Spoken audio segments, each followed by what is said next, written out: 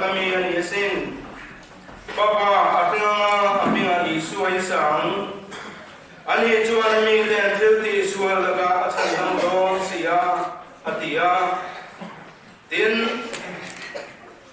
lalkan zong nei ka ngai te no chiang rim chu raya papa atinga abinga Emmanuel ang sang tia soi khalo then thela turin chung zong song chu lo mani Emmanuel chu kan hena pathian tina ani lalpana thuban sa ba ma so se pathian ne tong try ru lalpa kan pathian min mai tu ba ki som pa Krismas ni na kan Inkhawm foi tu he pa lo sa ko ni ani ya ku pui kan si ma lo ta kan ngai anga tu fil tu reverend kelon chua ani yang tin sa ni na hen sai pol pa ni female group tele ko sai pol te ani don ko ani ko kan sai ko no tin si donia female group lu song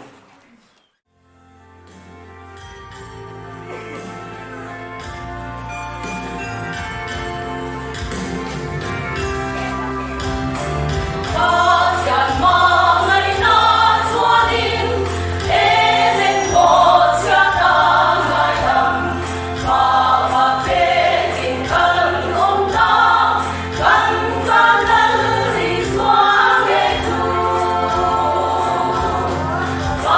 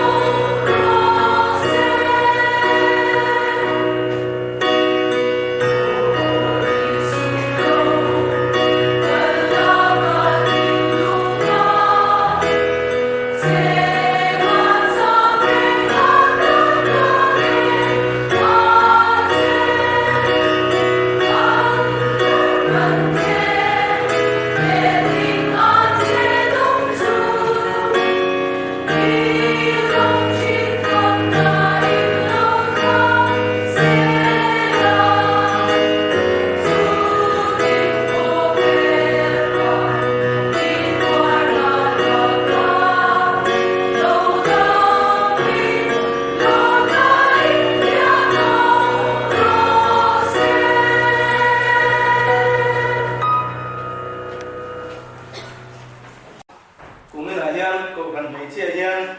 Kohhran representing kama anu kati khop maya so ti lain Kohhran zai pon ruat hona piang nga zai the kanan nei ringot mai te hi kan Kohhran no pan han ngai ko chuan lo ma an ni hi kum thara po tiang pok thian la zai chho do na le ya lo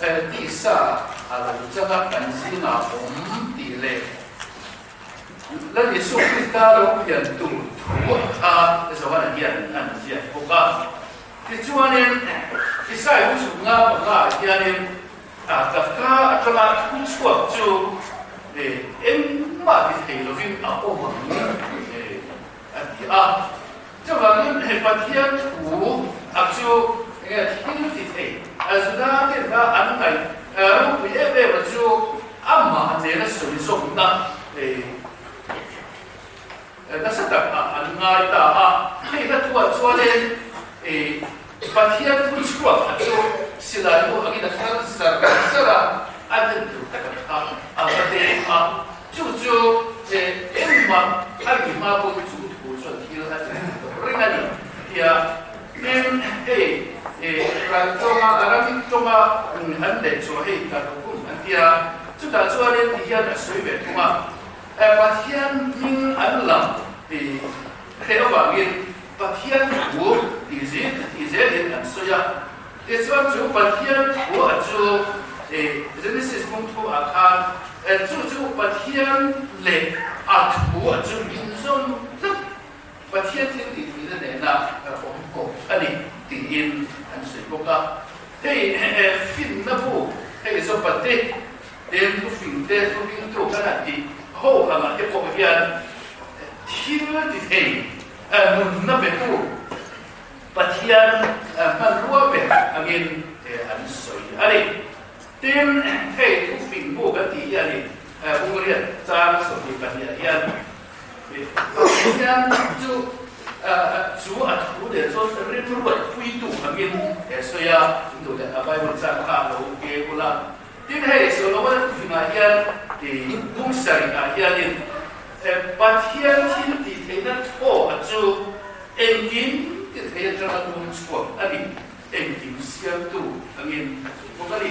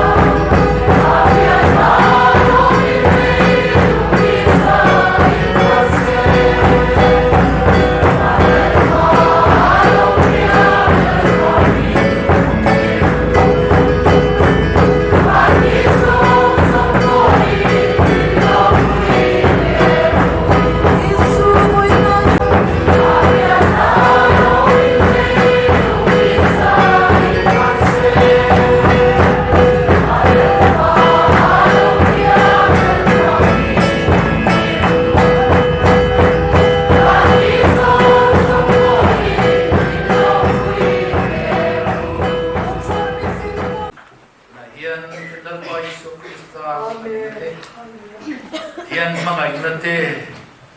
arau thian nim malsom samale kai khuaina o poina tharom takchu ram tinarin na kan sum na injane na hian tunale kum khuain lom zero se